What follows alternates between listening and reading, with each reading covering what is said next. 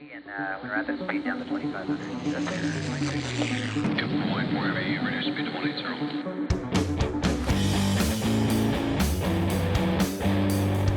Blackbox. Okay. All right. So Jacob gave me the thumbs up. He says we're recording. I have no idea what's going to show up on this video, but we're going to go a little off course today from our typical KP's Blackbox. This is going to be just a conversation with my Chief of Operations, Mr. Shannon Shortridge, Quad S. Quadruple S. Yeah. And we're just going to talk through some of the success stories that we've had in our planning firm and the strategies that we do with clients. Because people ask a lot of times, they're like, Kenny, I know you're not making a living from your podcasting because it's just me, Shorty, I think our family members who are watching, right? Right now? Yeah, but you know what? You celebrate the small things, right? That's right. Yep. I was just talking to a pastor about that, and I'm going off topic a little bit, but just share with you a little bit of my day.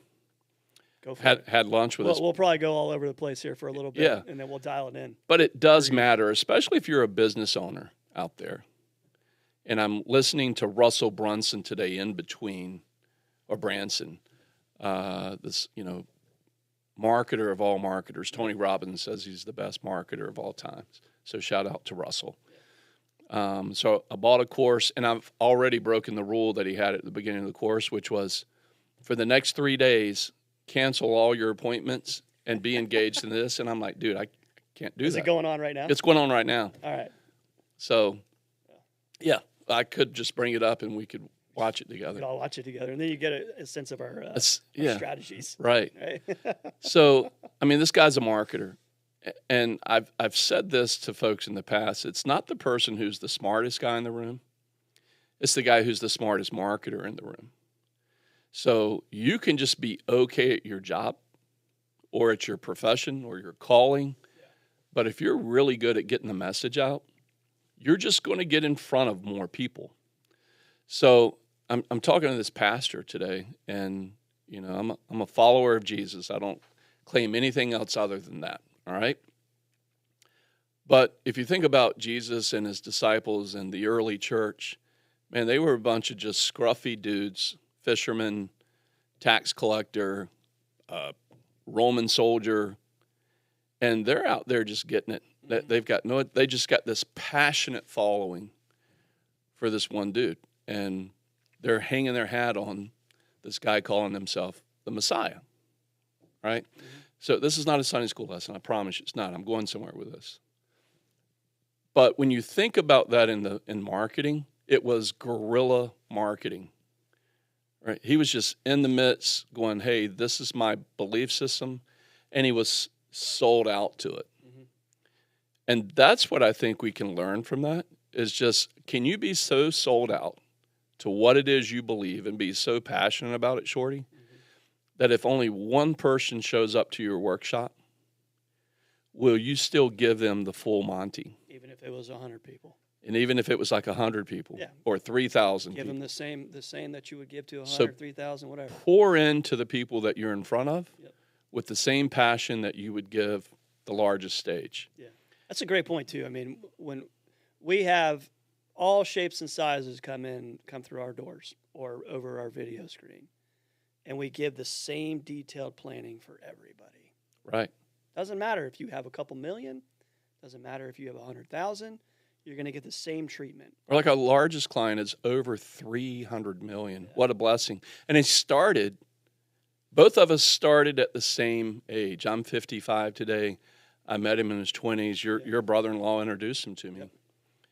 And the guy crushed it. I mean, he just went on a tear. And, God bless him, he's got significant wealth today.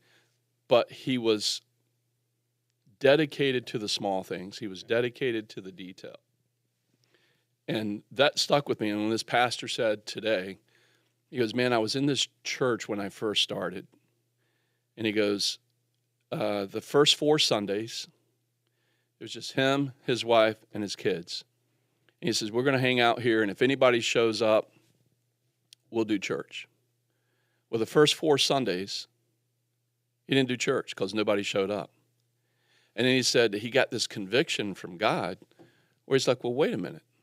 Don't you think your family deserves to hear a message? Don't you think you should, I'm going to put words in, don't you think you should practice? Yeah. And so he said, okay, family, if this happens again, I promise from now on, if nobody shows up, we're still going to honor God. We're still going to honor the process. And you better sit on the front row. Yeah. Hey, it's right. It's funny you say that because he said on the front row was my kids, and they're like, oh, gosh, here goes Dad preaching again, and my wife. Yeah. He says the next Sunday, guess who showed up? Just his kids. Yeah. So he had this test. He had this moment. And he said, man, I probably gave one of the best messages and sermons and had an altar call. And I showed up and I did. He goes, I kid you not. The next Sunday, 2 people showed up. And then 2 becomes 4. Yeah. 4 becomes 8. Yeah. And he goes, so now he's doing this series, and I was asking him about his series and where the inspiration came from. And it's basically going back to honor the small things. Honor those little things that you don't think matters. And you and I go through that all the time. We'll get on a phone call with folks. Yeah. And, well, folks won't show up. Yeah. But if I had the perception that the person's not going to show up, and that's the belief system, I wouldn't even come in, right? Yeah. And I have to catch myself sometimes of believing the worst in people versus the best in people. Yeah. And that I have to show up no matter what. Yeah. And I really like, when I was in the military, there was a saying on the gate as we drove out, and it said, the deed, not the glory. Mm. And I'm actually wearing a shirt today that says it. Give him the shout out. Yeah, it says, Acta omni est, non gloria. Non gloria. Yep, the deed, the Latin. not the glory. The deed. I love that. What did I say, Greek? Yeah, Latin, yeah. Is it Latin or Greek? I don't know. I think it is Greek.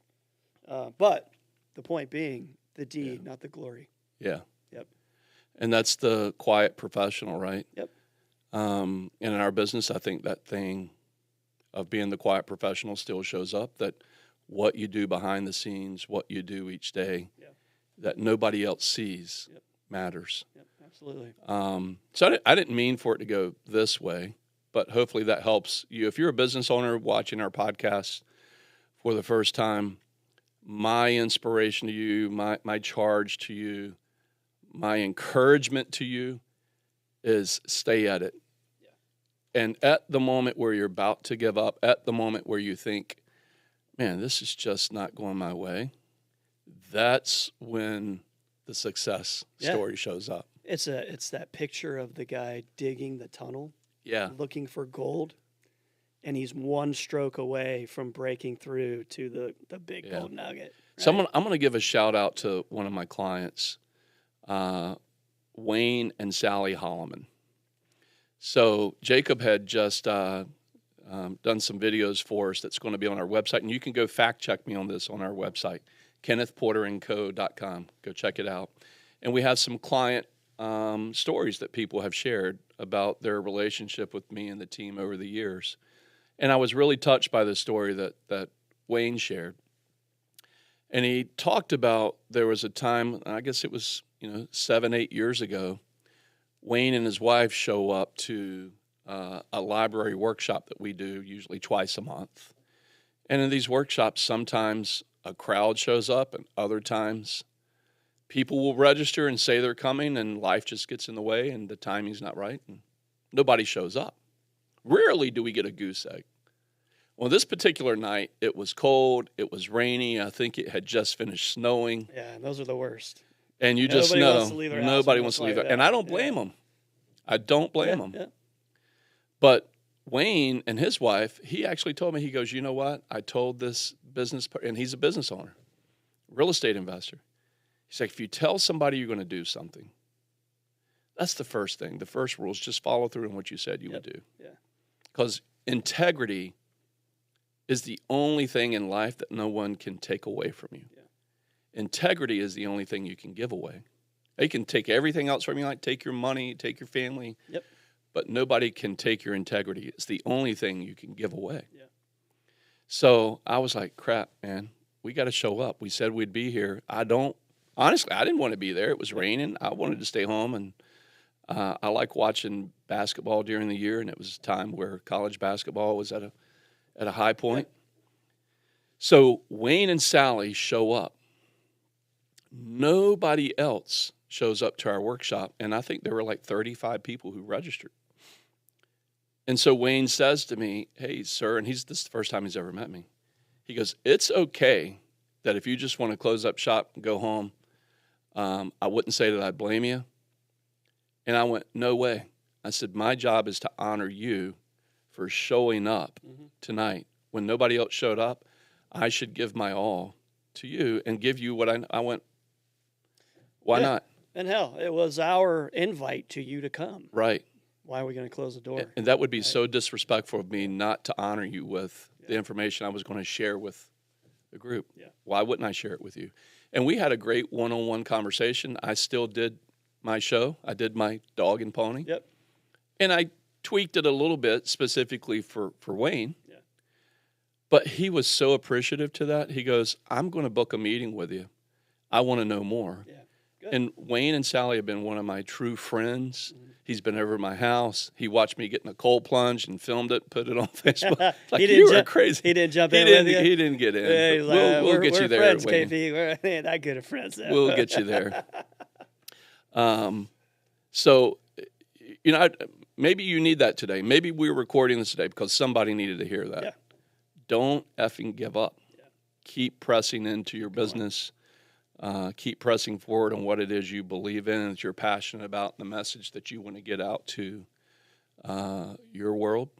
Keep going. And if you're struggling, set small goals. Yeah. This goes back to the old coaching courses. Yeah. Specific, measurable, attainable, realistic, time sensitive. There you go, Short. You were a great student. What's the ER? Execute, and repeat. Yeah. Smarter. But if you're a business owner and you're struggling and you feel like you're just stuck in a hole, set a small goal. Yeah. And then go achieve it. Yeah. And then set another one, go achieve it. And start getting some wins in there. Right. Right? And let those wins just multiply. You need just get on base. Yeah. Right? Yep.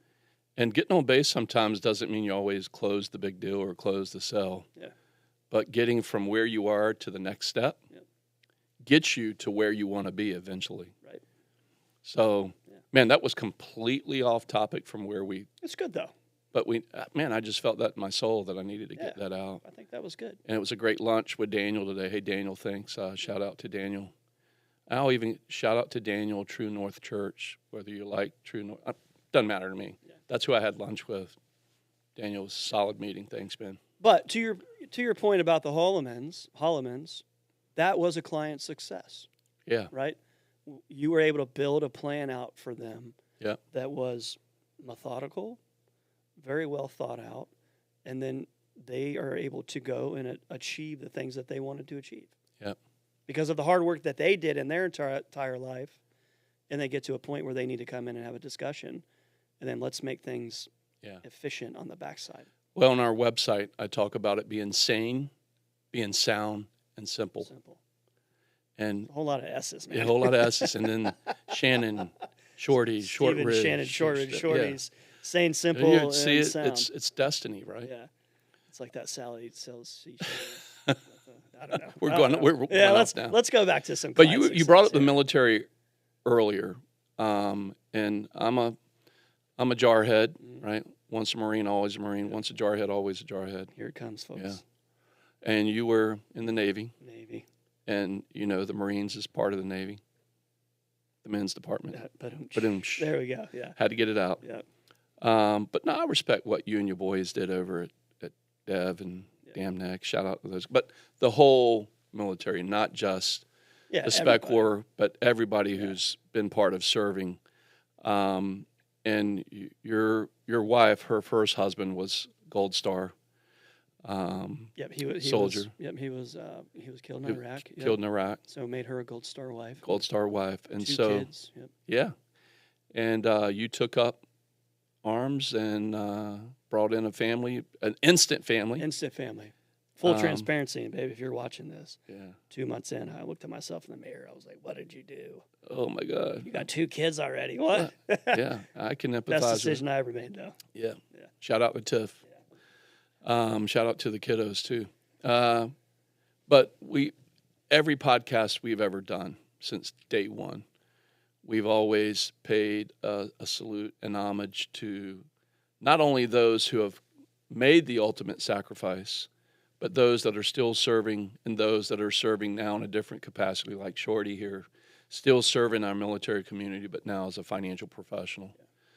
So salute to everybody. Yeah, to the lost, to those that joined, to everybody. Cheers. Cheers. Yep.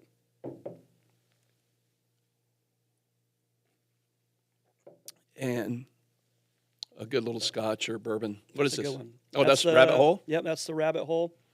It always makes talking a little easier. Yeah, it did actually kind of loosen that throat up there a little bit. And hopefully it'll make Shannon smell better. And we're working on that. Yeah, I don't know what's going on. I don't back know. there. I think I figured it out, folks. I think I wear Sperry's without socks, and that might be my shoes. I don't have any. Oh, God. I got to stretch more. I don't have any socks on. I rarely wear socks. All right. It might be me. It could be you, yeah. Could be my upper lip, as Because it Jacob only said. shows up in my office when you come in. It could be me. Might be something there. Keep showing up to the scene Yeah, of the accident. That's right. So we're talking about success stories, and we're talking about don't give up. So when we work with clients and when they come in for the first time, there's a lot of who, what, when, where, why, a lot of questions. Yeah. And we specialize in working in an area for pre-retirees, retirees, and business owners. And business owners who are either looking for succession or they've started a new career as a business owner. And the question always comes down to, well, what do you want when you hit the big R word, when you hit retirement? That's different for everybody. Right. What do you want in retirement? And most people will say, well, I just want to live my standard of living without the fear of running out of money. So where we start is we use some software that we've built over the years as a part of our planning system. And we use this model called the PS&G model. It stands for Protection, Savings, and Growth. That's part of a bigger system called LEAP, which stands for Lifetime Economic Acceleration Process. And those of us in the financial business who are financial professionals, we call it let every agent produce, right? Because you got to produce or you're just a educated derelict. So you got to get it out there. You got to get paid for what you do or you're not going to last long in the business. By the way, of all businesses that start, according to Small Business Administration, do you know what percentage of businesses fail in the first year? It was like 93? 93%. 93%? Yeah. Isn't that wild? Yeah. So if anybody told you, hey, you're going to go into business and there's a 93% chance that you're not going to make it, who in the world does that? Me, Shorty, those of you who are business owners watching, it's like being in special forces. The attrition rate is high. Yeah, it's Yeah. really, really high. Yep. And I don't think Bud's has an attrition rate of 93%, does it? It's like 80-some%. Yeah, I'm not sure what it is. So right you got a now. greater chance of making it through Bud's. I'm making some shit up right here. I might be wrong. Hey, Jake, you want to fact check me on that? What percentage of people who go through Bud's? I got it right here. Oh, Shorty's on it was the top thing. I wrote, what is the attrition rate? And it said for Navy SEALs. Between 70 and 85%. Yeah. And then now, fact check us on this. What percentage of businesses fail in their first year? Let's see. So, what percentage of businesses fail in their first year? See, that's been asked before. According to most data, around 20% of businesses fail in their first. Well, that blows our theory way out of the water. That's not what the Small Business Administration says. Then we need to find out where that stat came from. 80% survive the first year. Louisa Zoe. Let's scroll down. Yeah. According to, is it true that 90% of startups fail? Let's see what the Google says. Startup as leaders cannot budgeting, go through cash too quickly. That's right. Aren't doing their research, aren't defining their target market, failing to establish a business plan and hiring employees too quickly. There you go. This is it right here. Over the long run. Boom. And that's straight from Investopedia. Investopedia. Okay. Yeah. So we're getting closer to more legitimate facts here. But since I've been in business, and I can tell you I've seen this as a business owner with folks who have come in, the overwhelming majority of people stop at that point. And so we were talking about that just a few minutes ago. Yeah. Most people give up right at the point of the tip of success, right when it's about to happen for them. They go, screw it, I can't do it.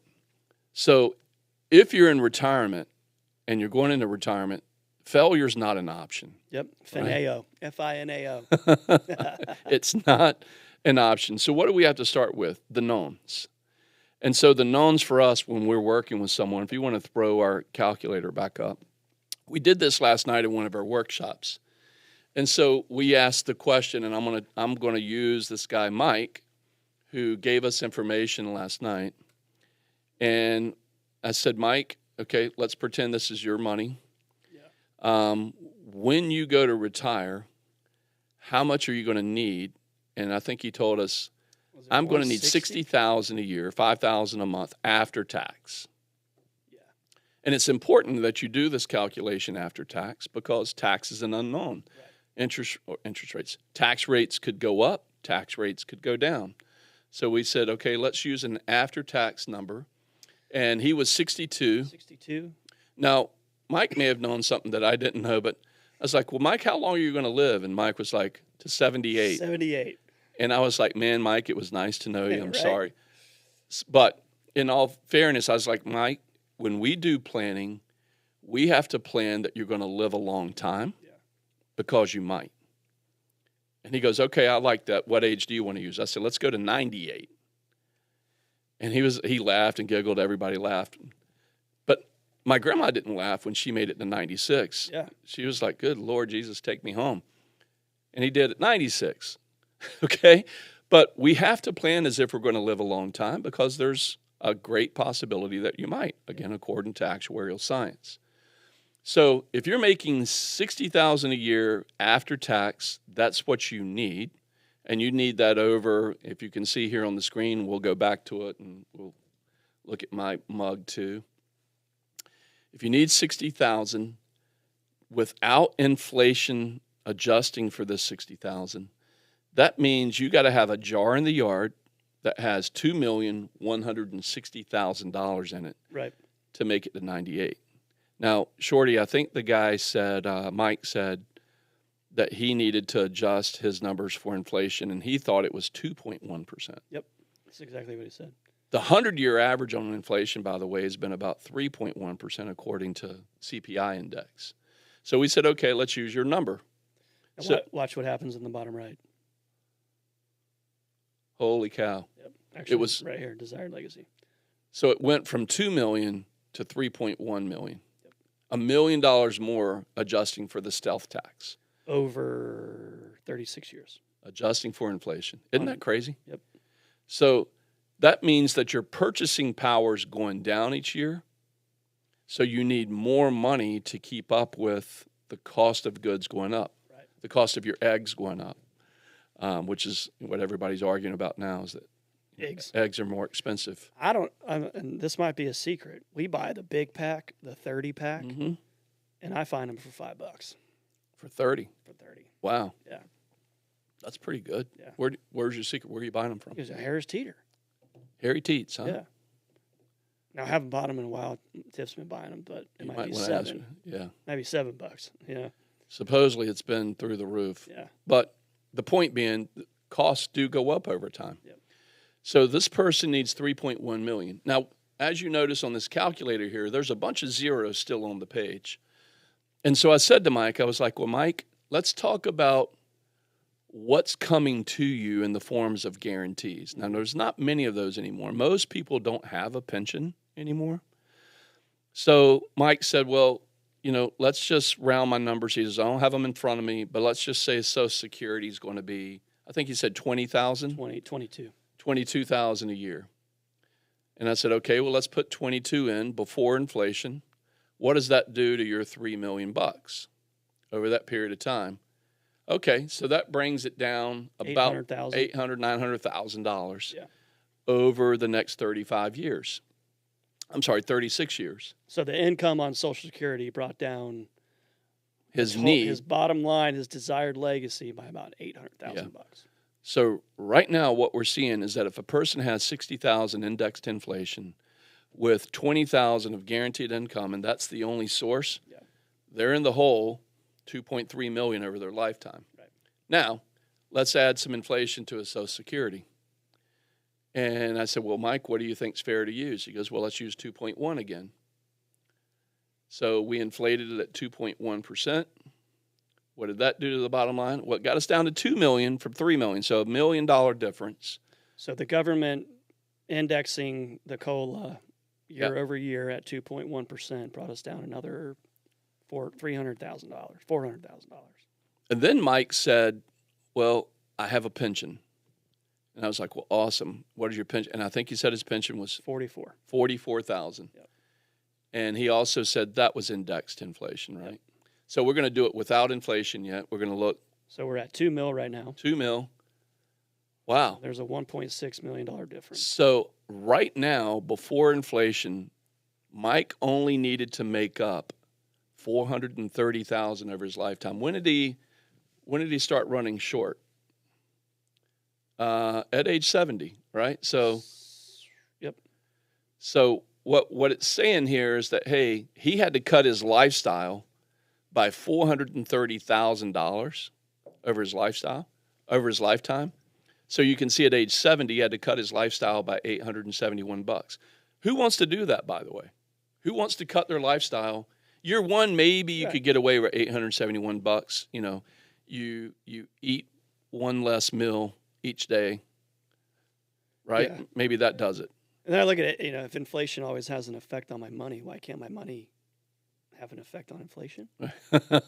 Why can't my money grow faster than inflation? Well, it can. It can if you can outperform the cost of money. Yep. And then by year 2, he needs $1,800. By year 3, he needs $2,700, and it starts getting a little out of control. So desired income or deficiency surplus, everything in the black, positive, and then like you're saying, KP, once he hits 70, he starts needing some money. Yep. Now let's inflate his pension. Let's inflate that by 2.1%. So if inflation is going to go up 2.1, your in-kind benefits like Social Security and pension plans, indexed inflation should do the same thing. Oh, look at that. Now, what's interesting here is now he moved from a negative to he's in the black. Yep. So what that tells us is that over his lifetime, if he can have Social Security and a pension meet his need of $60,000 a year indexed inflation, he's going to leave a legacy to someone else. Now, we then said, okay, is there any other guaranteed income that you have? He said, no. And I said, well, I don't want to embarrass you here in the audience. So let's just say, and we had done another illustration earlier, that you had $500,000 saved up somewhere else. And on that $500,000, if we had no rate of return on it, then that money would provide him a source of income and leave $818,000 of future wealth, which is the number in the bottom right-hand corner. So what I'm seeing here, KP, is he was in the black until 69 without the $500,000. Yep. Now we come to find out as we peel the onion, he's got a $500,000 jar in the yard. And instead of going in the negative, he can start to pull from that at 70 to replace the desired income. And so then it comes down to, well, do you want to take some risk with this money? Yep. Do you want to put it to work? And so we picked one of the worst periods in stock market history, which was the Great Depression. Why is that important? Well, that's called sequence of returns risk. So what happens when you start drawing money and the stock market is down? When the stock market's down and you're drawing money, it means that you're taking away the principal value of that account and now exposing it to that market risk, which means, as you can see right here, in year one of 1929, the market was down 8.42% before any fees or expenses. This is just the purity of the market. Right. So 500,000 went to 463. I'm going to jump down to year 4. If you can highlight year 4 there over to the far right, Shorty. 500,000 dropped to $192,544. You starting to freak out yet? Yeah. So when you open your statement, are you really staying engaged? Are you really staying in the market? And these are questions we ask clients all the time. What's your desire for risk when it gets really, really bad? And how are you going to behave? The behavioral science, the behavior of finance. How are you going to behave if that happened to you? Yeah. So what we do to help people offset that is we go, well, realistically, here's what people do. At that point, they're probably selling or they're calling their broker and they're saying, get me out of this. I don't care. I just don't want to lose any more money. And that would be fair. This person over 4 years lost over 75% of their wealth. Yeah. So it'd be fair for you to have emotions like that. Yeah. So how do we offset that, Shorty?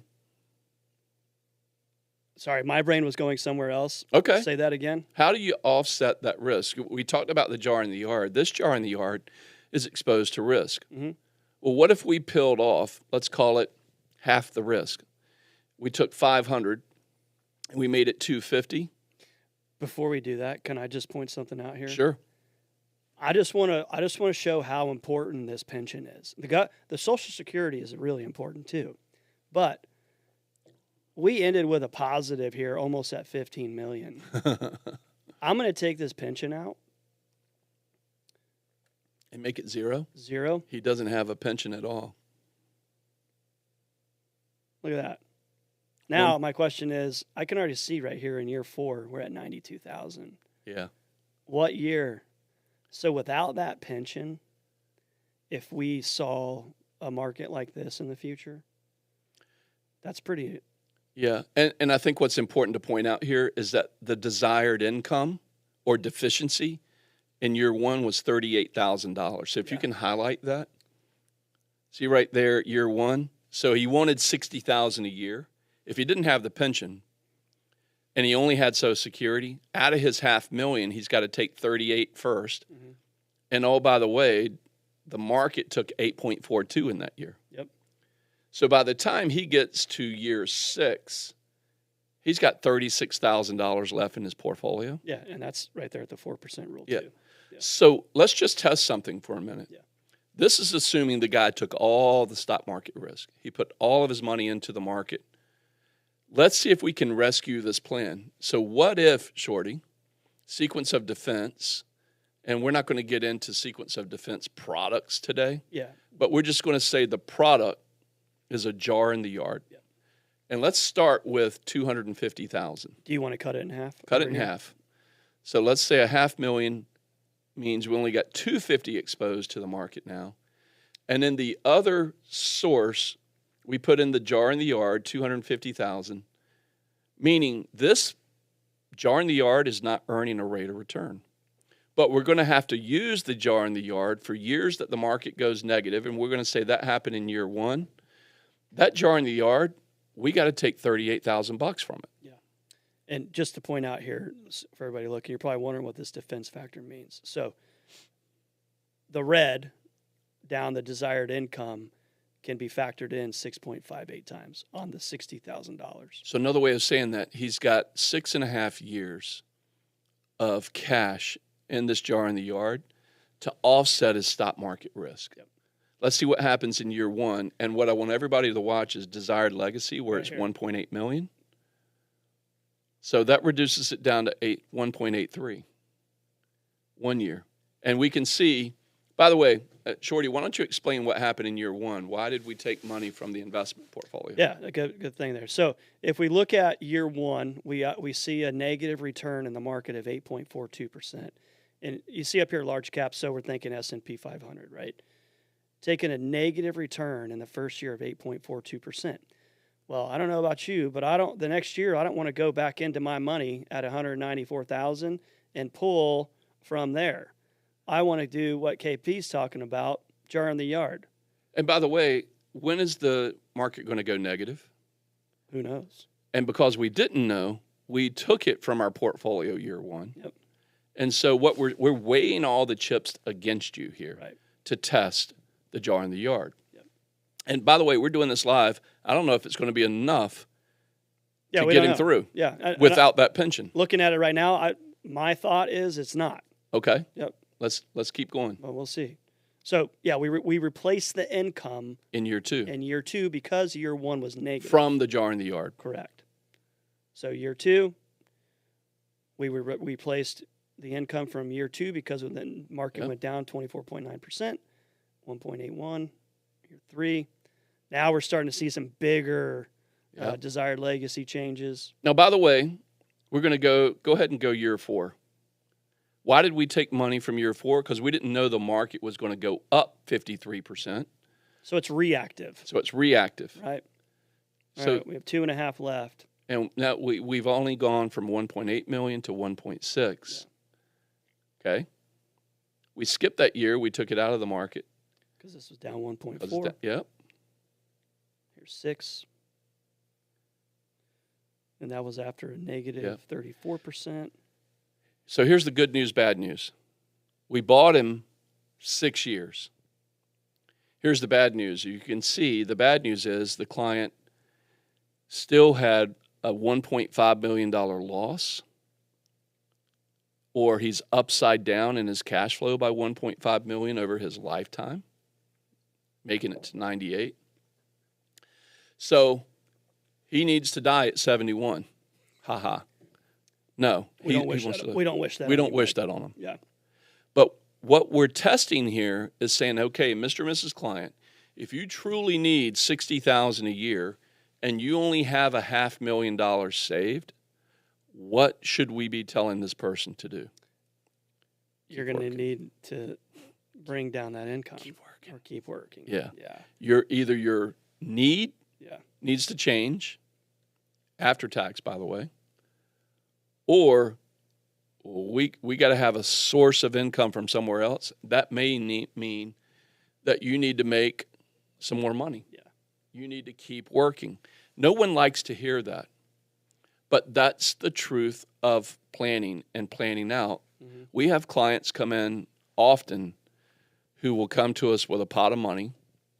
They'll come to us with a need, and we go, look, there's a high probability that you may run short.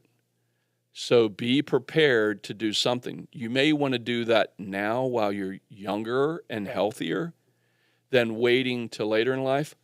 Or, by the way, do you want to take a little more risk and start a business? I am a champion of people who become entrepreneurs. Mm-hmm.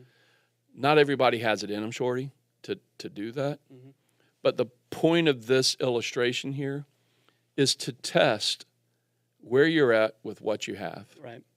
And that's why we call it retirement pressures.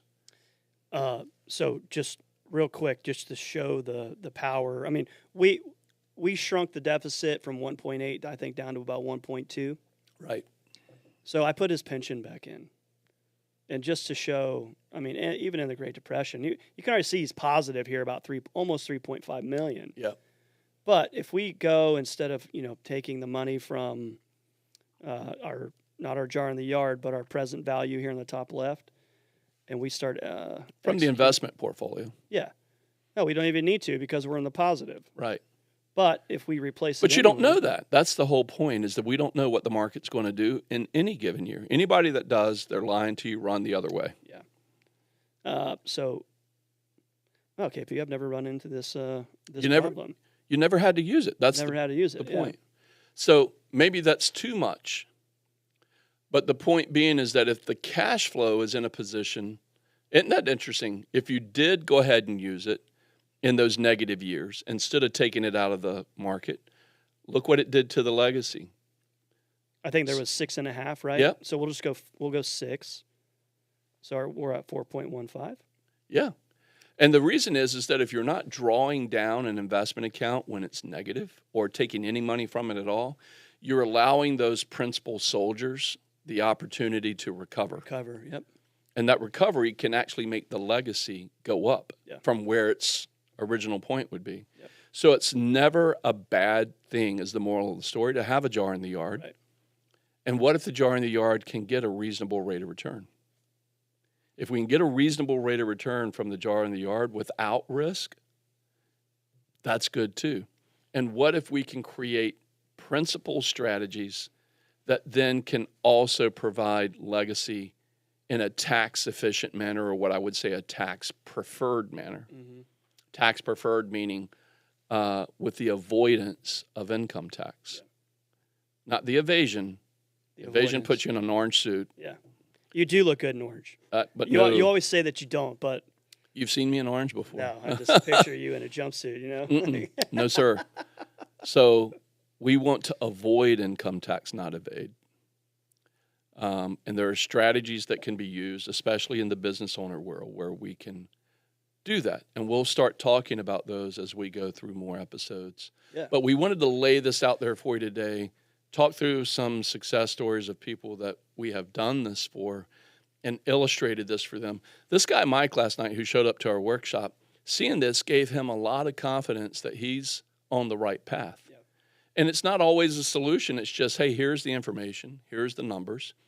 And can we have the confidence going into retirement that with the assets that you have, with the pensions that you have, with the Social Security, whatever your sources of income, is there enough guaranteed income to meet your standard of living? Yeah. And if there's not, how do we reverse engineer creating guaranteed income to do that so that you have the permission to stay fully invested with your other assets? Yep. I love it. I think of it like when you come in here, you get a strategic plan, right? A thought out with an end state.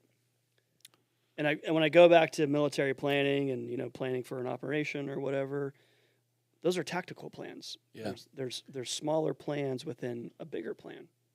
Let me ask it to you in the spec war world, where you'd go into an objective knowing what's the minimum that you need to survive, right? Mm-hmm. And then what's your exfil? The minimum amount of people that we need to go and do whatever. To do the mission and accomplish the mission and bring everybody home safe. Right. The idea is not to go there and be these valiant stories that everybody talks about. Oh, they were all killed. Nobody wants to die in that scenario. They're willing to, but they don't want to. Yeah. So you want to bring everybody back home safely. You want to get down the mountain as safely as you got up the mountain. Mm-hmm. But in knowing that, you still had QRFs, the quick reaction force. Right. The quick reaction force, here's your jar in the yard. Even the equipment you bring. The equipment. Right? Yeah. Night vision goggles, guns, ladders. Anything boats. You can do to give you the edge. Right. Right? That's really what we're talking about. What gives you the edge to ensure success? Yeah. That when you go into the income battle, and the battle being the distribution phase, do you have the beans, the bullets, the Band-Aids to get you through that successfully? And success would mean that you have stuff left over. Did you ever go on a mission where you spent every bullet? Nope. That wouldn't be good. That's not a good feeling. Yeah. And better yet, I mean, if you look at training for a mission, being able to go through these calculators is like training. Right. We would train nonstop, day in and day out. For the what ifs. For the what ifs, for the contingency plans. And we would build contingency plans. Yeah. And that's what we do really good here, right? Yeah. We train. We go through these calculators every day, and it's different numbers every day. Yeah. And you start to see patterns. Right. And when you can understand and see patterns, then you have an idea of how you can move standard operating procedures in the Navy. Yeah. Army, whatever. And if the rules change, you adapt. You adapt and overcome. Right. Right? It's like going to war. Yeah. I mean, it almost is war. I mean, yeah. The war is survival. Yeah. The war is income needs to be the outcome. Yeah. It doesn't matter if you're Warren Buffett, Elon Musk, Donald Bezos, Trump, whatever. Bezos, whatever. Yeah.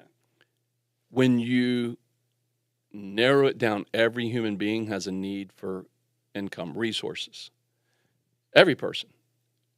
And every person theoretically could run themselves out of money if they spent too much. Right.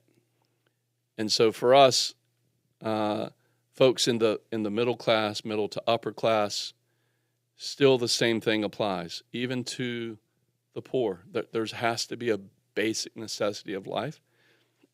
Everybody has a floor. What's the basic need? And that basic need for us typically is the income, is the outcome that we need to solve for. Yep. And we use some very straightforward, transparent calculators to help you see that.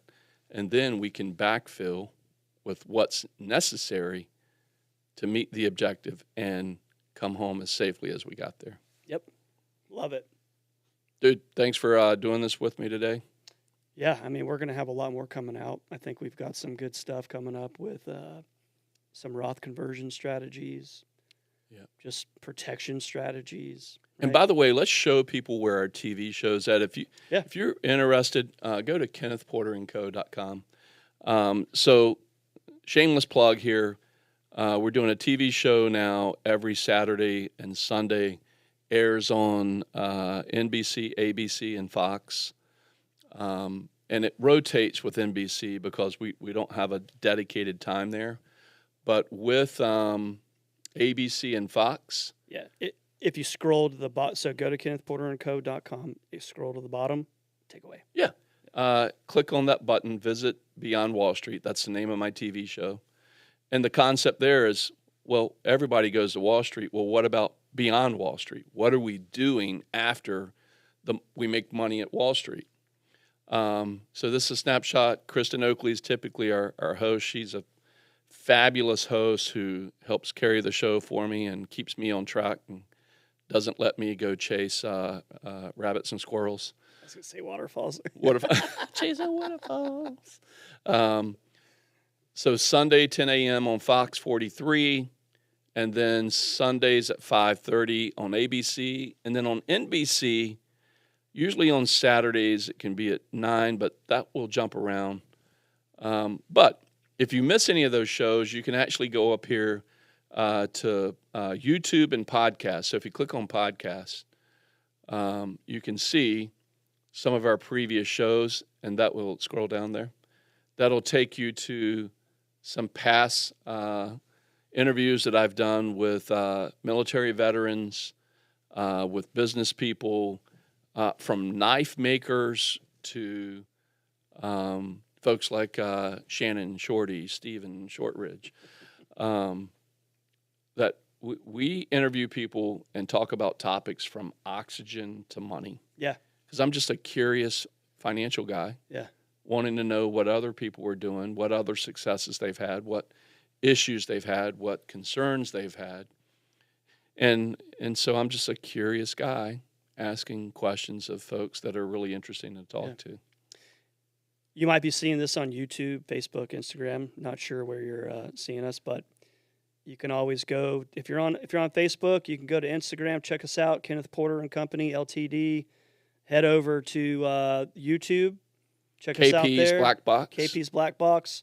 It was up here at the beginning of the podcast. Hit the like button. Yeah, share us. Subscribe. Yeah. Tell your friends. Tell your friends about Beyond Wall Street. We also have a Facebook page out there now, Beyond Wall Street. So get the message out there to folks. We're passionate about this, and we need your help expanding the audience. So if you would help us with that, that would be super awesome. And we love you guys. Keep going for it. Do not give up and keep pressing forward. We love you all. See ya.